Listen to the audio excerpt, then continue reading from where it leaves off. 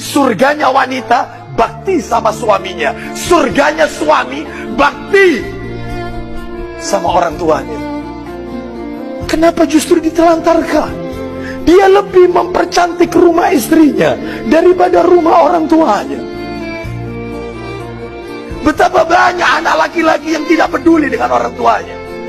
Bapak ibu sekalian, ini menunjukkan, Bapak ibu silakan bisa dilihat nanti Al-Baqarah ayat 215. Yas'alunaka madza yunfiqun. Mereka bertanya tentang nafkah. Kemana dulu nafkah itu diberikan? Allah menjawab Al-Baqarah 215. Apa kata Allah? Berikan nafkah itu orang tua dulu, bukan istri.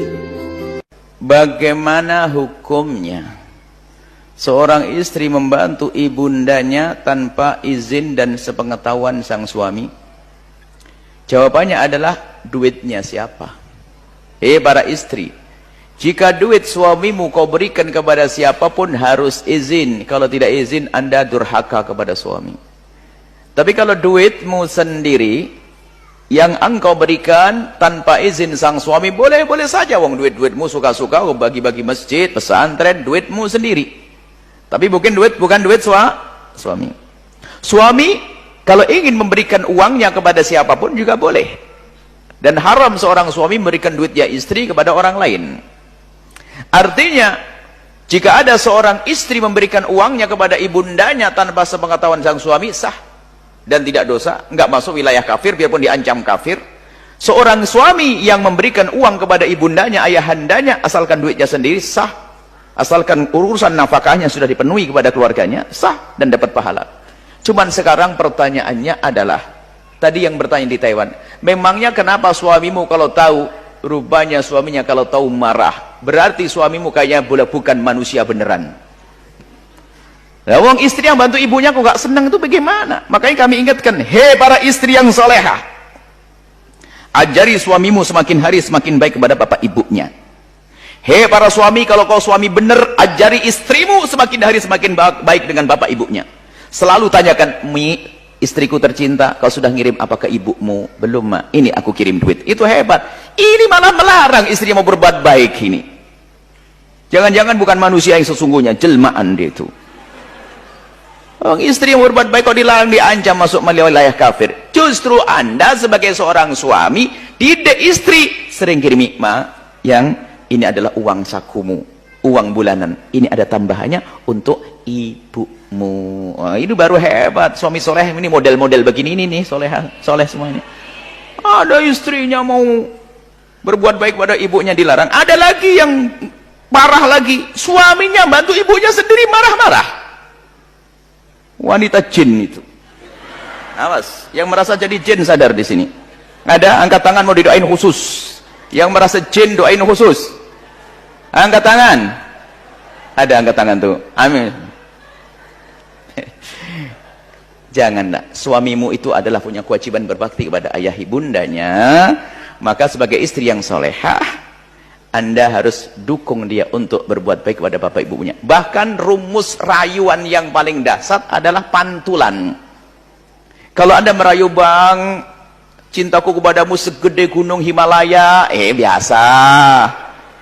Tapi kalau ternyata Anda sebagai seorang istri tiba-tiba pergi ke pasar dengan suamimu, tak taunya setiap belanjaan dilebihkan, dibungkusin, lalu suami bertanya, Neng, yang untuk siapa ini?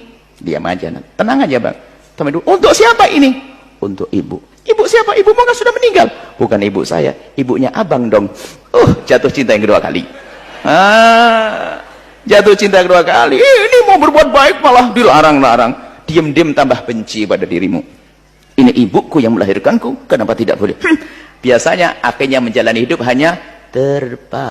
Assalamualaikum warahmatullahi wabarakatuh. Waalaikumsalam warahmatullahi wabarakatuh. Ustadz, kalau misalkan ada seorang suami yang dia bersedekah, tapi dia bersedekah itu tanpa seizin istrinya, sedangkan kebutuhan hidup di dalam rumah tangga itu masih belum tercukupi. Nah, itu gimana ya Ustadz hukumnya? Baik. Yang pertama, kaidah untuk para suami dan mirsa dimanapun Anda berada, jika kita merasa beriman kepada Allah, ingat baik-baik bahwa sedekah pertama yang jenisnya infak nafkah itu mutlak diberikan kepada keluarga dahulu, istri, anak-anak, keluarga di rumah. Baru kelebihannya kemudian diteruskan untuk diberikan keluar, untuk beramal saleh. Itu pun mesti kompak suami dan istri. Tidak ada yang ditutupi. Ya, ayo diskusi dengan baik. Sayang, hari ini alhamdulillah aku dapat segini, gaji standar kita segini. Ayo kita cari surga kita dengan ini. Karena prinsip harta itu ketika dititipkan oleh Allah, itu muaranya surga. Ya, Quran surah ke-28 ayat 77. Quran surah 28 ayat 77. Paling kiri sebelah bawah di mushaf. Kata Allah, wabtaghi fima ataqallahu daral akhirah wa la tansa nasibaka minad dunya. Hei, saya titipkan kamu harta benda, bukan lebih, bukan ingin menaikkan status kamu jadi kaya. Kalau cuma kaya, yang gak beriman pun banyak yang kaya. Lalu apa fungsinya imanmu? Kata Allah, iman itu akan menolong kita untuk bersikap seimbang. Wala tansa nasibaka minad dunya. Jangan lupakan urusan duniamu. Ayo silakan cukupkan untuk tempat tinggal, untuk kendaraan, untuk ibadah, untuk macam-macam. Tapi yang terpenting, kelebihan dari semua yang sudah terukur itu, gaji 30 juta, kebutuhan keluarga 20 juta. Kata Allah, yang 10 juta itu untuk mencari akhirat kamu. Orang lain itu bukan miskin, tapi saking kayanya fisiknya bisa ibadah. Dia rajin tahajud, dia rajin puasa. Orang bilang dia nggak punya, tapi Allah tahan rezekinya. Bukan tidak diberikan cukup untuk dia beribadah. Kamu jarang tahajud, orang lain tahajud kaki bengkak, kamu bangun mata bengkak. Ya, harta belum maksimal. Maaf, puasa jarang, maka Allah berikan kemudian kelebihan dari segi harta benda untuk menyusul surga yang lainnya. Maka diskusi di situ. Ya, kalau sudah diskusi, maka mendapatkan nilai-nilai kebaikan di dalamnya. Insya Allah. Baik, teman-teman sekalian, jadi kita simpulkan bahwa yang pertama, jadikan semua aktivitas Ramadan kita terencana supaya amalan kita terukur, benar ditunaikan, dan bisa dinikmati dengan baik. Maka di antara rencana itu ada riwayat dalam hadis Al-Bukhari, keluarkan amalan-amalan yang pernah Nabi kerjakan. Cukupkan di situ sehingga kita tidak terlampau lelah untuk mengerjakan amalan lainnya. Amalan pertama, siapkan agenda untuk sedekah, untuk berbagi. Kalau ada uang, siapkan uang. Kalau ada makanan, siapkan makanan. Kalau tak ada makanan, tak ada uang, maka jenis sedekah yang kedua, berbagi dengan kemampuan fisik kita. Datang ke masjid, sambungkan ide-ide kita, bersihkan yang kotor, siapkan karpet masjid dengan baik, maka pahalanya bisa melimpah dari Allah Subhanahu wa taala. Barangkali itu yang kita bahas di kesempatan kali ini. Semoga Allah menerima amalan-amalan kita, memaafkan kesalahan kita, dan insyaallah menjadikan kita termasuk gemar merencanakan amal-amal kebaikan. Alhamdulillahirabbil alamin. Ini masalah berumah tangga ini, istri itu macam tulang rusuk yang bengkok. Kalau bapak paksa nanti dia patah. Kalau bapak ikut, bapak jadi bengkok. Berapa banyak orang bengkok gara-gara bini bengkok. Tak bisa menolong saudara bengkok, maka dudukkan bersama. Seorang ibu datang kepada anaknya, "Nak, aku tak ada beras mau masak di rumah, nak. Tolonglah aku kasih duit. Mak mau minjam berapa? 100 ribu. Tunggu ya mak, aku tanya istriku dulu." Kalau ada anak macam ini, kasih tahu ke saya, biar saya pukul kepalanya. Ini tak cocok diceramahi lagi. Emaknya yang mengandung dia 9 bulan 10 hari, meregang nyawa mak itu melahirkan dia. Mau ditanyanya pula bininya dulu yang jumpa dia setelah umur 25 tahun. Entah anak siapa dia, entah dia anak siapa. Hanya diikatkan dengan akad aku terima nikah dengan mahar sebetul cincin emas tunai. Oh, ini orang tak mengerti. Ustaz ini marah karena ini atau marah karena belum sarapan pagi? Jadi anak perempuan ibu kasih tahu dia, "Anakku, kau nanti jadi istri orang, kau ikut dia, tapi dia itu ikut maknya. Kalau sesuai dengan tuntunan syariat Islam. Anakku, kau punya 5 hak nak. Apa hakku mak?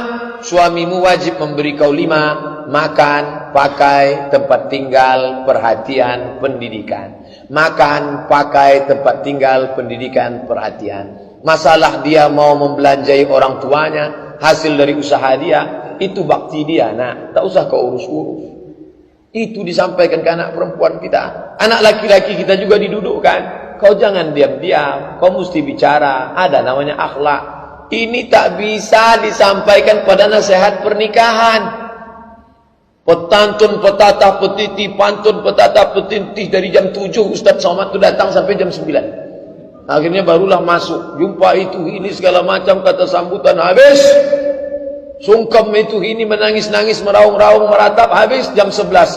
Berikut ini marilah kita dengarkan nasihat pernikahan dari Al-Mukarram Ustaz Abdul Somad LC. Tak cukup, bukan begitu menasihati anak. Dudukkan dia 1 hari, panggil Ustaz Mustafa.